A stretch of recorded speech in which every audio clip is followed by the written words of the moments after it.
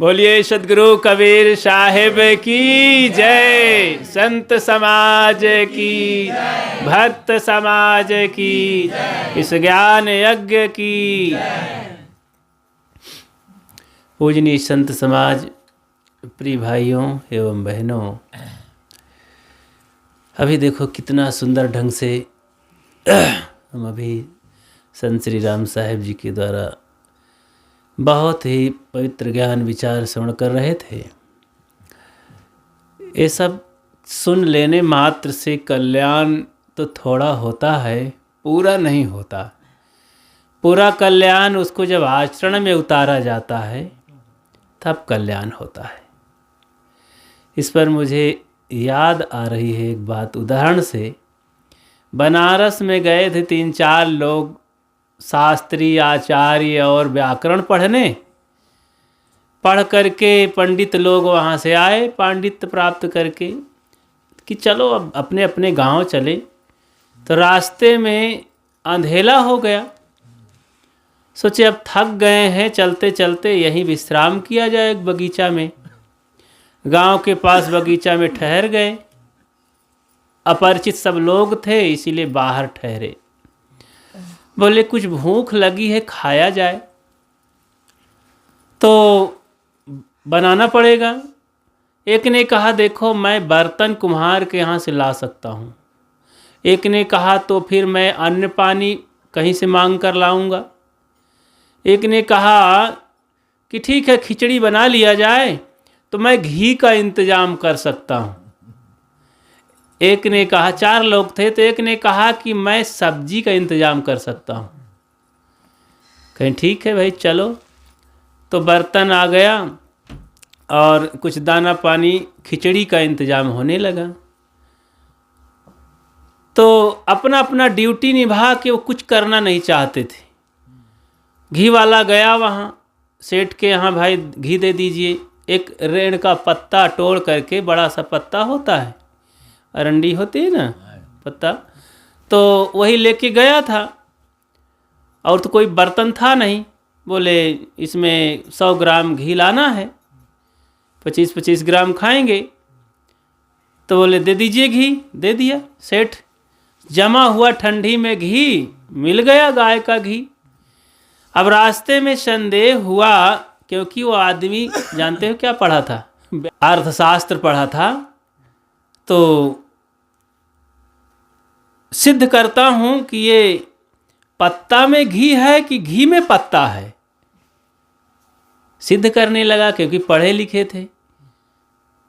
तो पत्ते को उलट दिया तो घी सब गिर गया। जमीन में बालू था, अब बालू के कण घी में चले गए, चिपक गए। तुरंत उठाया, हाँ हाँ हाँ पत्ते में घी है, घी में पत्ता नहीं है। सिद्ध हो गया। लेके आया घी। अब सब्जी वाला ढूंढ रहा था बिना कोई जो रसायन मसाला डाले, जो निर्दोष सब्जी हो उसी को मैं लूँगा। बाजार में गया तो नहीं भैया हम तो यहाँ यूरिया डाले हैं और दवाई रसायन छिड़के हैं, नहीं नहीं ये नहीं चाहिए। करते करते एक नीम के पेड़ पर पहुँचा। देखा कि ये वाली निर्दोष है, इसमें कोई खाद वाद नहीं डाली गई है। कोमल कोमल नीम की पत्ती तोड़ करके लाया और सब्जी का मैं बनाऊंगा तो बनाया। तो निर्दोष सब्जी बन गई, उधर घी भी आ गया सिद्ध हो करके। और जो सामान लाया था वो तो बैठा था चुपचाप, और जो बना रहा था वो कहें देखो भाई मैं बनाने का काम करूँगा। तो बना, वो व्याकरण पढ़ा था। तो खिचड़ी जब पक रही थी हंडी में तो आग लगाया तो खिचड़ी अब अंतिम स्थिति में थी, तो जोर से भदक भदक भदक ऐसे बोल रही थी। तो आप लोग क्या कहते हैं, अब वो खिचड़ी ऐसे बोल रही थी भदक भदक भदक। तो कहा ए खिचड़ी शुद्ध बोल, वदक वदक वदक। मैं काशी में पढ़ा हूँ, संस्कृत जानता हूँ, अशुद्ध बोलेगी ठीक नहीं होगा। तो बार बार फिर आगी लगाया, तेजी से जलने लगी आगी। तो फिर खिचड़ी फेंकने लगी बाहर हंडी से और आवाज़ आती उस भदक भदक। कहीं नहीं मानेगी ये मूर्ख खिचड़ी। उठाया एक मुट्ठी बालू और मारा उसी में, तो ठंडा बालू गया, खिचड़ी बैठ गई। कहे क्यों, अब पता चला? साठे साठ हम समाचरित। तो भाई सट के सामने जब सटता दिखाओ तबे मानत है, अब माने कि नहीं? कह रहा हूं कि शुद्ध पढ़ वदक वदक। तो खिचड़ी शांत हो गई, पक भी गई थी, उतारा हंडी। अब पत्ते, केले के पत्ते लाए गए, खाने के लिए बर्तन तो था नहीं, खिचड़ी फैलाई गई। तो अब बालू वाली खिचड़ी, कहीं हाँ भाई घी परसो, तो बालू वाला घी। अब कहीं सब्जियां लाओ भाई, तो नीम वाली सब्जी। जब सब मुंह में लगाए तो न खिचड़ी जा रही है न सब्जी जा रही है। अब दांत किटकिटा करके रह जाते हैं, अब धंसती ही नहीं, कांप जाते हैं। जब बालू दांत के नीचे गया तो बोले भैया हम बनारस में पढ़े लिखे हैं, कभी बना के खाए नहीं हैं, केवल किताबी ज्ञान है, ये ज्ञान काम नहीं देगा। भूखे रह गए, खिचड़ी उचड़ी फेंक दिए, तो बड़ा पछताए। तो यही होता है केवल थ्योरी पढ़ लेने से। ज्ञान की बातें कौन नहीं जानता है। इसमें से देखो सब जानते हैं कि जैसा भैया कर्म करोगे वैसे मिलेगा, सब लोग जानते हैं, लेकिन कर्म सुधार किए? क्रोध आग है, क्रोध नहीं करना चाहिए भैया, क्षमा करो, लेकिन कोई क्षमा करते हैं? जब क्रोध देवता आता है तो एक तरफ से फिर बंजर नहीं छोड़त भूमि, और ये ऊपर से चढ़ता है तो बाल खड़े हो जाते हैं, नीचे उतरता है तो तेवरियाँ चढ़ जाती हैं, और नीचे उतरता है तो आंखें लाल हो जाती हैं, और नीचे उतरता है तो नाक फनफनाने लगता है, और नीचे उतरता है दांत किटकिटाने लगता है।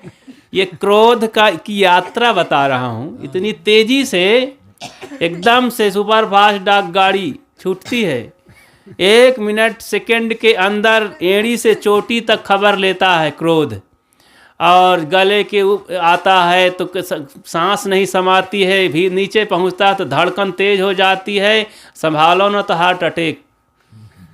क्रोध के समय ऐसा होता है। और फिर हाथ में आता है कुल्हड़ी, डंडा, फरसा, लाठी लेके दौड़ता है आदमी, पैर पटक पटक करके दुश्मनगी निभाता है। क्रोध की यात्रा ऐसी होती है, जो नहीं बोलना चाहिए वही गाली देता है आदमी। क्रोध बहुत बड़ा भयानक राक्षस है, सब जानते हैं, लेकिन क्रोध को देखा, उसे पकड़ा, उसे खदेड़ा कहीं नहीं, वही क्रोध शुरू से बढ़ता जाता, घटता ही नहीं। ऐसे लोभ, अब लोभ तो पाप का बाप है, लोभ है तो बड़ी समस्या है। तनिक तनिक चीज़ के लोभ में कितना लड़ाई झंझट दुख बीमारी। थोड़ा सा इधर उधर कुछ खाने पीने में हो गया, पहनने ओढ़ने में, तो घर गृहस्थी में देखो लोभ है तो परेशान किए हैं सबको। लोभ के कारण छल कपट हो जाता है, दगाबाजी बेईमानी हो जाती है। लोभ पाप का बाप है, सब करवाता है। एक उदाहरण आता है याद मुझे, छोटे छोटे उदाहरणों से बात समझाने की कोशिश करूँगा। तो एक माता जी भैंस पाली थी, बहुत दूध निकलता था, तो काम कर रही थी, उसके घर के किसान दूध निकाले, एक बाल्टी रखे तो डेहरी में ला के रख दीन, और मलकिन से बोलिन देखो भाई अंदर ले जाना दूध, ले जाओ, मैं अभी हाथ पैर नहीं धुला हूँ। तो कहीं रख दीजिए वहीं, बर्तन एक ठो है थाली, धो करके मैं अंदर करूँगी। धो ही रही थी कि कुत्ता बैठा था, सुनसान देखा, गवा वहीं पिए लाग, भरी बाल्टी दूध से, और कुत्ता मुँह मार दिया। मलकिन देखी तो अब कुत्ता का झूठ, कौनो गाय वाय पिलेत, बिलारी पिलेत तो कोई बात नहीं, अब कुत्ता पी लिया, ठीक नहीं है भाई, बहुत घिड़ा लगी। तो याद आया कि अब कहाँ फेंकूं इसे। पंडित दादा पड़ोसी एक दिन कहत रहे कि मलकिन जजमानिन कहूँ दूध दूध खिलाओ, तो आज मौका है उनको देने का। तो अब दूध अमृत की चीज में नाली में कैसे फेंकूं? तो बाल्टी सहित उठा के ले गई और पंडित दादा के यहाँ। अरे दादाजी, दादा, तो निकले, अरे क्या है जजमानिन? कहीं अब आप बहुत दिन से कह रहे थे, आज हमारा मन हुआ कि दूध है, अब ले खीर उर बना के खाओ। तो पंडित आदमी बहुत चालाक होते, सोचें कि अब घर में एक बाल्टी दूध, खवैया 2 जने हैं, अब इसमें हम कम से कम 1 किलो गैस खर्चा करब तो ये पाकी खीर बनी। अरे जजमानिन, तो महू अच्छा नाड़ी, इस तरह में पुण्य की प्राप्ति नहीं होगी। इसको अपने घर में खीर तैयार करो, काजू किशमिश केसर बादाम सब डाल करके, हम तुम्हारे आंगन में आओ, फलथी मार के मंत्र पढ़ के जब खा, तब पूरा पुण्य मिली तुम्हें, ऐसे पुण्य नहीं मिलेगा। कहीं अच्छा ऐसी बात है दादा, तो कोई बात नहीं, मैं बना दूंगी खीर। तो पंडित जजमानी सोचिन कि एमा से 1 रत्ती तो हमको खाए के नहीं है, कुत्ता का झूठ है, अंदर की बात कौन बतावे। अब पकाते पकाते उसको थोड़ा बहुत रखी तो अब बढ़िया एकदम रबड़ी बन गई खीर। तो अब इधर तो बनावे में देर लगा, अकेल आदमी जजमानिन, तो 1 बज गए। अब उधर से भूखान पंडित सवेरे से खीर का नाम सुनते ही उपवास कर दे रहे हैं, जलपान न किए रहे नाश्ता। अब पेट में चूहा कूद रहे थे। अब पंडित जजमानिन न बुलाएं तो दरवाजा ठेलिन, जजमानिन जजमानिन, कहीं अरे दादा आओ आओ, बिल्कुल तैयार है, बैठो। तो फिर सोचिन कि अब ये भीतर पता नहीं क्या करती है, अब मैं हाथ पैर धो के बैठूं। देखा कि एक छप्पर में एक थाली खोसी थी स्टील की, उसे निकाला, सोचा जजमानिन पता नहीं क्या करती है, कहीं थाली लेके बैठ गए। तो वहाँ आके अच्छा दादा थाली लेके आए हो, कहीं हाँ लाज है भाई, परस तो भूखर मार डालेगी। अच्छा बिल्कुल बिल्कुल, तो ताजी ताजी गरम गरम खीर, कहीं बिल्कुल बहुत मस्त तैयार है दादा, लाए के पूरा हंडी सहित धरिस, अब परस दी थाली में। तो अब भुखानो रहें, अब ठंडवा के फूंक फाँक के 1 चम्मच उठाइन, तो फिर बहुत आनंद ले लागे। तो भाई सभी लोग पूछते हैं कि भोजन कसत है साहब, तो ही तरह जजमानी पूछी पंडित दादा खीर कैसी बनी, अरे पूछो न जैसे अमृत बनी होए। तो बेचारी सन्न रह गए, सांस उल्टा धौका चले लाग जजमानी की कि मैं केसर डायो, बादाम डायो, काजू डायो, चीनी डायो, सब डायो, अमृत तो डूबे नहीं भाई, मैंने अमृत तो डाला ही नहीं। तो सोचता लोग कहते हैं कि कुत्ता के मुख में अमृत होता है। तो कहाँ पंडित दादा, अमृत तो मैंने नहीं डाला, कुत्ता के मुख में शायद 1 आध बूंद रहा हो, टपक हो। तो वही ऐसा सुना पंडित, तो अब बेचारा अब खा भी लिया था, अब ना खीर नीचे जाए न ऊपर जाए, इतनी बढ़िया खीर का थूके कैसे। अब कुत्ते की जूठ खीर भीतरे कसत जाए। तो अब इधर उधर ताकने लगा, आ गए किसान जजमान, तो देखें कि पंडित जी क्या करत, कहाँ क्या करत हो, कुछ मन मिचला थे का। तो अब क्या बताऊं मैं पंडित जी, तो यही सोचने लगे, कहने लगे कहाँ अरे जजमान क्या बताई, कुछ मन में उल्टी जैसे आने लगी। कहा अरे ये दवाई है, एक जेब में भरे रहे नमक जैसे मिश्री हंस की डली, तो कहा ये है इसको चूसो, अब चूसो एकदम ठीक हो जाओगे। कहें ले आओ भाई दिखाओ, तो सोचिन कौन अच्छी चीज़ होई, तो उसको मुख में लेके चूसे लागे। कहा देखो ठीक होएगा ना, कहा हाँ हो बढ़िया लगा। तो कहा ले आओ हमको दे, अब ज़्यादा न चूसो, एक हम 1000 का चूसवा डावा है। तब बेचारा एकदम परेशान, एक तो ये कुत्ता के जूठ खीर और ये डली कहाँ से लावा 1000 की जूठ, सब भ्रष्ट कैडाई समार पंडितई। तो भाई ये तो सब नाश कर दी समार। अब क्या बताएं, इतने में एक मजदूर आ गया। उस किसान के घर में एक मजदूर था, वो मुस्लिम था, कुंजड़ा। तो आया, अरे मलकिन मलकिन अब भूख लगी है, भोजन दोगे कि नहीं। कहीं नहीं नहीं भोजन बन गया, आओ आओ। अरे मलकिन हमार थाली कहाँ है? अरे ये पंडित जी लेके बैठ गए हमार थलिया। और परेशान भी कहें क्या बताएं, ये मुस्लिम की थाली, मेरा तो सब धर्म चौपट हो गया, सत्यानाश। आज ये लोभ के चक्कर में पड़ करके मैं तो सब गंवा दिया। तो उठ करके अब बेचारा चुपचाप चला गया अपना सिर कूटते हुए कि आज मैं इस लोभ के चक्कर में और सब सत्यानाश कर दिया। तो भाई लोभ सब करवाता है, इसलिए लोभ बहुत बड़ा राक्षस है।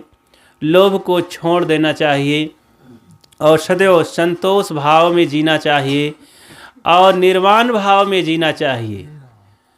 तो इस तरह से देखो, धार्मिक पंडित आदमी बढ़िया, लेकिन लोभ के चक्कर में बड़ा शर्मिंदा हुआ, लाचार हुआ, अपमानित हुआ, पछताया।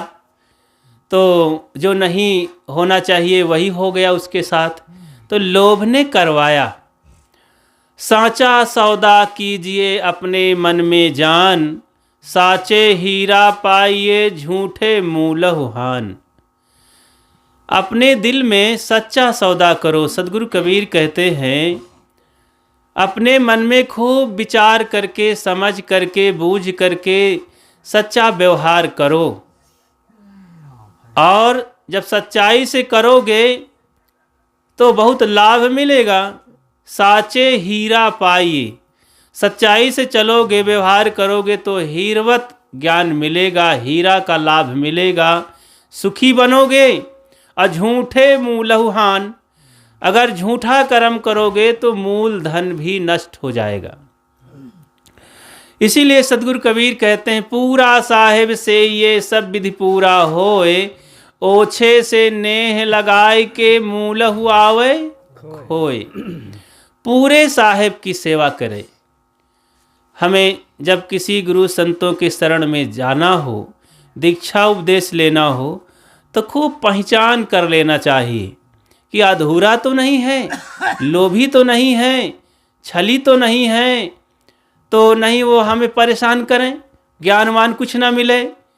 ऐसा गुरु करना चाहिए कि हमारे कल्याण के लिए तो काम बने ही, हमारे परिवार बच्चों तक वो संस्कार जाए और सदैव हमारे हितैषी हों, हमारे कल्याण के लिए, परमार्थ और व्यवहार के लिए, सबके लिए उचित। देखो कैसे गुरु होना चाहिए। हर तरह से गुरु हमारे परमार्थ और व्यवहार की मुसीबतों में हमें रास्ता दिखाते हैं। एक अंधा आदमी था, सूरदास जिसे कहते हैं, वो एक वृक्ष के किनारे भूखा प्यासा जो सूखा सूखा बैठा था। शिव और पार्वती चले जा रहे थे, दोनों बहुत घूमा करत रहे पहले, तो चले जा रहे थे। तो पार्वती बड़ी दयालु, माताएं बहनें बड़ी दयालु हुआ करती हैं, कोमल हृदय की होती हैं। तो शंकर जी से कहें, देखो स्वामीनाथ, ये बेचारे गरीब की गरीबी दूर करो, बड़ा दुखी है। अरे कहें चलो, दुनिया का काम है, जब अपन अपन कर्म फल भोगते हैं, तुम तो सगल पगले रहत हो, चलो। कहें नहीं नहीं स्वामीनाथ, हमार बात मान लो। देखो, साधु का हठ, राजा का हठ, बालक का हठ और स्त्री का हठ बड़ा विकट होता है। इनके हठ के चक्कर में पड़ जाए ना तो कोई पार नहीं पावत। तो अब बात तो रही, लेकिन अब ना हठ बताओ। तो अब हठ कर लिया, कौन? स्त्री हठ। कहे नहीं नहीं, इसको तो देना ही पड़ेगा कुछ वरदान। शंकर जी सोचे कि अब ये नहीं मानेंगी। कहा अच्छा तुम चलो आगे, बगिया में बैठो, हम इनका कुछ दे के आई थी। अब देवता का रूप बनाइन, कुछ चंदन मंदन लगाइन, भेष बदलिन और गए पास में, पकड़िन उसका हाथ, कहिन बच्चा सूरदास, हम देवता हैं, तुमको वरदान देने के लिए तुम्हारे इस कष्ट को देख करके हमें बड़ी दया लगी, कुछ हमसे वरदान मांग लो। एक वरदान देंगे, कुछ भी मांग लो अपने सुख शांति के लिए, जीवन गुजर के लिए। तो कहीं तुम एक वरदान, अरे 4-6 वरदान देते तो मैं आँख मांग लेता, धन मांग लेता और तमाम चीज़ें मांगता। अब एक वरदान के लिए मुझे कुछ समय दीजिए। तो कहीं ठीक है, समय है, 1-2 घंटा विचार कर लो। कहीं मैं अभी घर जाऊंगा। तो मेरे घर में कुछ लोग हैं, मेरी भाभी है, पिताजी हैं, भाई हैं, उनसे मैं सलाह ले आऊँगा। तो गया सूरदास घर, अभी 18-20 साल का था। गया तो सबसे पहले अपने भाभी से पूछा। भाभी मातुल्य भाभी थी, वही बना के खिलाती उलाती थी। तो भाभी अपनी चालाकी से अपने स्वार्थ बस सोचा कि अब ये सूरदास 18-20 साल का हो गया है, अब मैं इसको कब तक बनाती खिलाती रहूँगी, फिर मेरा परिवार हो जाएगा, ये तो सिर का भार बैठा है। तो वरदाने जब मिलता है तो इसको सबसे पहले देवता आँखी दे दें, तो आँखी से जब दिखाई देगा तो कमाएगा, शादी करेगा, जीवन गुजर करेगा। कहें देवर जी तुम आँख मांग लो देवता से। कहें हाँ भाभी ठीक कहती हो। भैया के पास गए, कहें देखो भैया तुम एक पत्नी मांग लो, औरत मांग लो, तो उससे बच्चे हो जाएंगे, तो बच्चे तुम्हारा हाथ पकड़ के टहलाएंगे, सब सेवा करेंगे, गुजर बसर गृहस्थी का हो जाएगा। अब अपने पिताजी के पास गए, कहें बेटा तुम धन मांग लो, रुपया पैसा, तो रुपया पैसा से आँखों मिल जाई, पत्नी भी मिल जाई, पैसा रहेगा तो। फिर लंबी सांस लिया कि क्या मांगूं, मैं तो झंझट में पड़ गया। 3 जगह गया, तीनों अलग अलग, एक मांगूंगा तो दूसरा छूट जाएगा।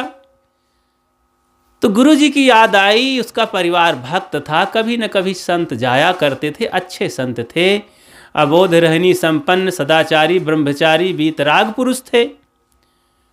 तो ऐसे संतों की शरण में जाना चाहिए। दूर से देखने से ये पता चले कि कोई दुर्व्यसन नहीं कर रहे हैं, बीड़ी गांजा धतूर गुटखा, कोई भूत प्रेत की बात अंधविश्वास नहीं मान रहे हैं, कोई नशा नहीं कर रहे हैं, लोभी भी नहीं हैं, घर गृहस्थी के जाल में फंसे भी नहीं हैं, ब्रह्मचारी हैं, सदाचारी हैं, विरक्त आत्मा हैं। तो किसी गुरु के शरण में रह करके बहुत काल तक सेवा बैराग किए हैं और कोई लोभ लालच नहीं है, ज्ञान की बातें बताते हैं, अपने बैराग में कल्याण में मस्त है, मुक्त पुरुष है। तो ऐसे लोगों के पास जा कर के विनयावनत होकर के ज्ञान ध्यान दीक्षा उपदेश लेना चाहिए। तो ऐसे लोगों की सेवा से कल्याण है, दर्शन से कल्याण है, जूठन प्रसाद खाने से, चरणोदक लेने से कल्याण है। जैसे तैसे आयरे गहरे नत्थु खैरे की सेवा करने से कुछ नहीं होता। तो अब वहाँ पर गुरुजी की याद आई, फिर सूरदास को गए, फिर तुरंत तो हाथ जोड़े, चरणोदक लिए, चरण स्पर्श किए, गुरुदेव ऐसी ऐसी बात है, तो गुरुजी आप बताइए मुझे क्या मांगना चाहिए, कोई वरदान, ऐसा वरदान मांगे कि मैं सुखी हो जाऊं। कहें ठीक है बेटा फिर मैं बताऊंगा, देवता देगा। कहें हाँ कहा तो है देने के लिए वरदान, एक ही वरदान देगा। कहें एक ही मांगना है। गुरुजी बहुत विचार करके सोच करके बताए कि जब एक ही मांगना है तो ऐसी युक्ति चालू करना है कि सब मिल जाए। कहें ठीक है बेटा, अगर देवता को जाकर कहना 3-4 बार उससे वचन कटवा लेना, दोगे? जब हाँ हाँ हाँ कहे 3 बार तो मांगना कि आए देवता अगर तुम देना चाहते हो तो वरदान दीजिए कि मेरा बेटा सोने के कटोरे में दूध चावल खाए और मैं इन आँखों से टकर टकर देखूं। एक वरदान सब समेट करके एक लाइन में मांगा, मेरा बेटा सोने के कटोरे में दाल दूध और भात खाए और मैं उसको बढ़िया टकर टकर देखूं। तो इतना जब मांगा देवता के पास जा करके तो देवता तो सांस नीचे ऊपर करने लगा। मैं तो सोचा ये अंधा बेसहूर मूर्ख है, क्या मांगेगा मुझसे, ये तो कमाल कर दिया, ये तो मुझे परेशान कर दिया। अब मैं चलूं इसको बेटे के लिए इसकी शादी करवाऊं, कितनी महंगी पत्नी मिलती है, और फिर इसके देखने के लिए टुकुर टुकुर आंखें भी देना पड़ेगा, तब तो देखेगा टकर टकर ना। अब दूध भात खाने के लिए सोने का कटोरवा, मतलब बहुत बड़ा आदमी इसको बनाना पड़ेगा, तब तो सोने के कटोरे में खाने को मिलेगा।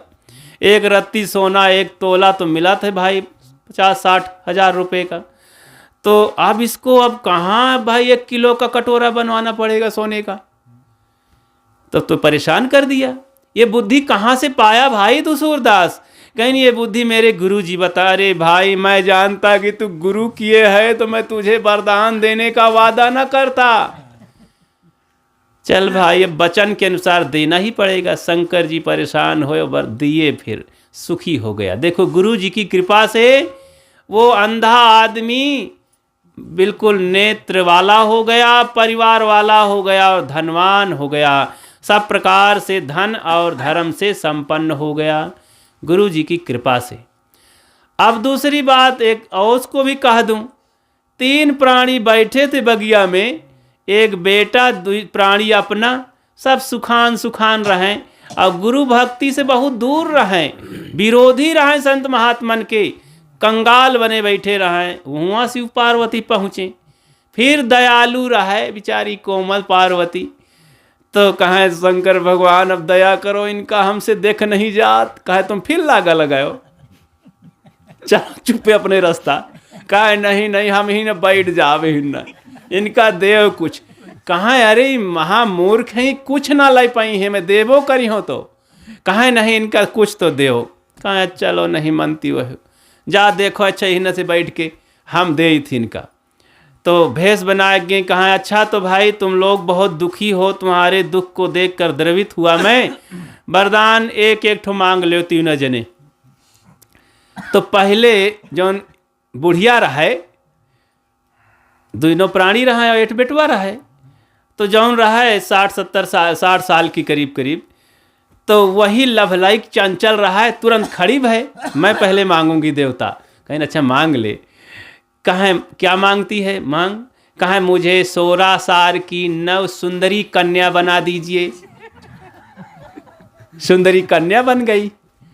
अब बच्चा वह देखी उसका पति, कहा देख लो ये हरामजादी का, मैं बुढ़ा आदमी और ये कैसा 16 साल की कन्या बन गई। अब तालमेल कैसे बनेगा पति पत्नी का? चलो उसे बड़ा क्रोध आया, नंबर आया। शंकर जी ने कहा भाई तू भी मांग ले बुढ़ा बाबा। कहें मुझे मांगना है। कहें हाँ मांग ले। कहें इसे सुअर बना दे। अब वो सुंदरी कन्या से सुअर बन गई। बड़ा गजब। अब बच्चे को बड़ा दुख हुआ कि मेरी माँ तो सुअर हो गई। तो कहें बेटा तू भी मांग ले। कहें मेरी मम्मी को जैसे रही बुढ़िया हुई था बना दे देवता। अब वो फिर बुढ़िया बन गई। 3 वरदान मांगे लेकिन किसी को मिला क्या? इसी को अभागापन दुर्भाग्य कहते हैं कि प्रकृति ने हमको कितना अच्छा अवसर दिया मनुष्य तन। इसमें हम सब वरदान मांग सकते हैं समय रूपी देवता से, लेकिन एक भी वरदान कुछ नहीं मिलता है। हम क्योंकि मांगना जानते ही नहीं हैं। हम यहाँ पर नाना प्रकार के तुच्छ चीज़ों में ही उलझे रहते हैं।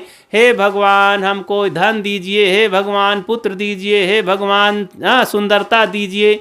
इसी प्रकार के तमाशे में लगे रहते हैं।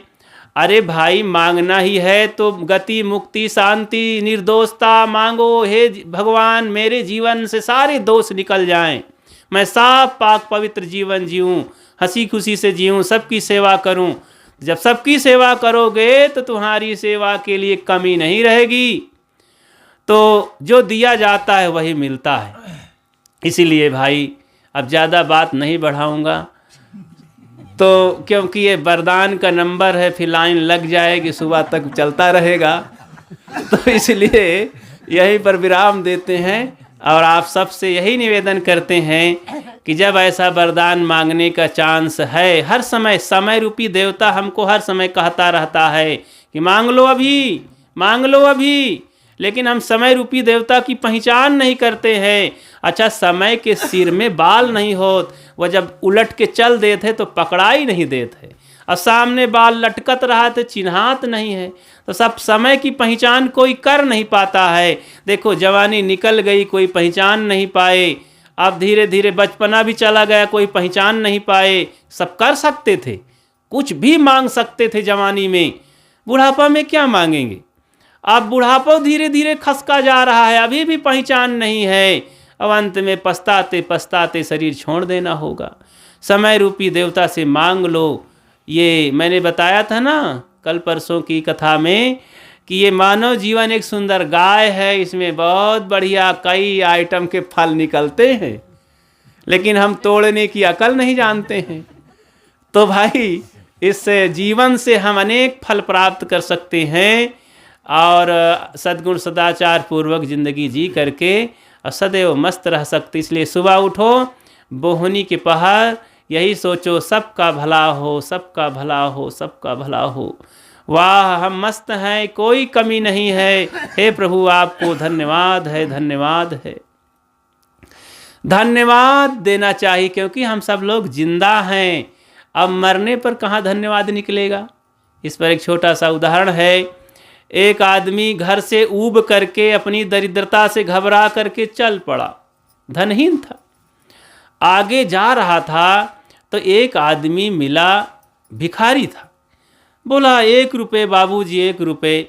देख करके आश्चर्य लगा कि मैं गरीब हूँ, भिखारी तो नहीं हूँ। हे प्रभु, आपने तो मुझे गरीब जरूर बनाया, भिखारी तो नहीं बनाया। प्रभु तुझे धन्यवाद है, धन्यवाद है। बहुत खुश हुआ। भिखारी को साथ में लिया, चल भाई तू मेरे साथ भिक्षा मत मांग। आगे दोनों चल पड़े। भिखारी साथ में था। देखा कि एक नाली का पानी पी रहा था। तो उस भिखारी ने कहा, हे प्रभु धन्यवाद है आपको, मुझे भिखारी जरूर बनाया, पागल तो नहीं बनाया कि मैं नाली का पानी पीऊं। मैं शुद्ध साफ पाक खाता पीता हूँ, भिखारी जरूर हूँ। हे प्रभु आपको बहुत बहुत धन्यवाद। उस पागल को भी पकड़ा, अरे चल साथ में, तू कहाँ यहाँ नाली का पानी पीता है। तीनों चल पड़े। आगे देखे तो पागल भी देखा कि 4 लोग एक मरीज को टांग करके बेहोशी हालत में लिए चले जा रहे थे। तो उसे लगा कि हे प्रभु तू धन्यवाद है, तुझे बहुत बहुत धन्यवाद है।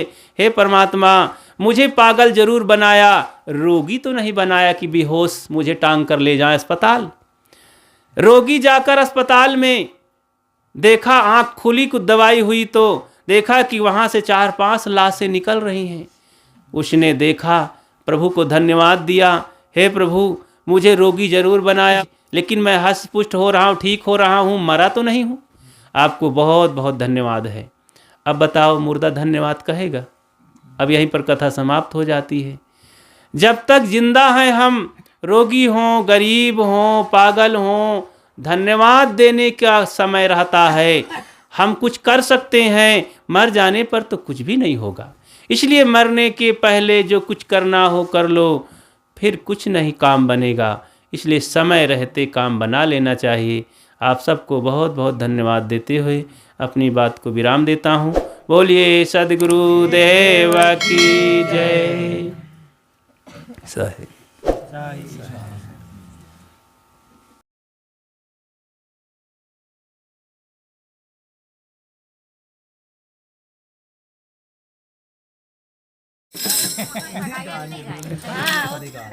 रात गवाई सोए के, दिवस गवाया खाए।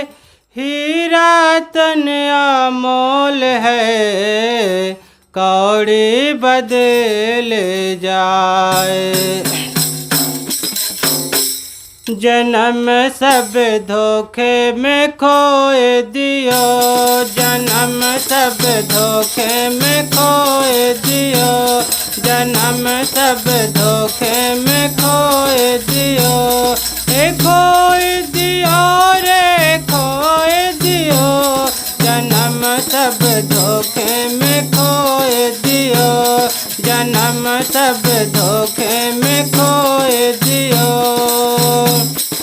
12 वर्ष बालापन बीता, 12 वर्ष बालापन बीता। 20 में जवान भयो, 30 वर्ष माया के फेरे, देश विदेश गयो। जन्म सब धोखे में खोए दियो, जन्म सब धोखे में खोए दियो। ए खोए दियो रे खोए दियो, जन्म सब धोखे में खोए दियो, जन्म सब धोखे में खोए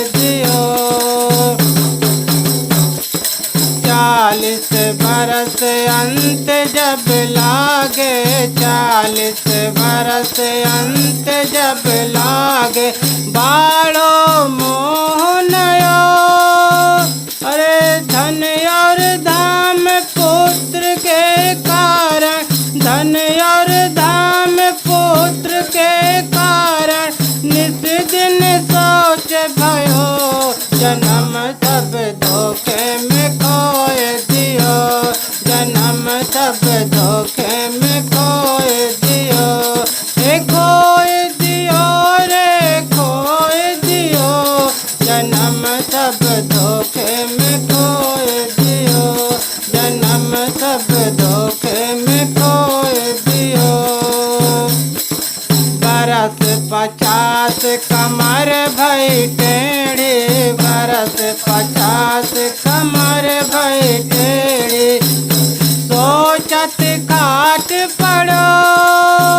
अरे लड़का बहुहर बोली बोले, लड़का बहुहर बोली बोले, बूढ़ऊ मर न गयो, जन्म सब धोखे में खोए दियो, जन्म सब धोखे में खोए दियो। बरस 60 70 के भीतर, बरस 60 70 के भीतर, केस सफेद भयो, कप पितवात घेर लियो है, नैनन नेर बहो, जन्म सब धोखे में खोए दियो, जन्म सब धोखे में खोए दियो। हे खोए दियो रे खोए दियो, जन्म सब धोखे में खोए दियो, जन्म सब धोखे में खोए दियो। गुरु भक्ति न साधु की सेवा, ना गुरु भक्ति न साधु की सेवा, ना गुरु भक्ति न साधु की सेवा, ना शुभ कर्म कियो, कहाँ कबीर सुनो भाई साधो, कहाँ कबीर सुनो भाई साधो, चोला छूट गयो, जन्म सब धोखे में खोए दियो, जन्म सब धोखे में खोए दियो। हे खोए दियो रे खोए दियो, जन्म सब धोखे में खोए दियो, जन्म सब धोखे में खोए दियो। बोले सद्गुरुदेव की जय।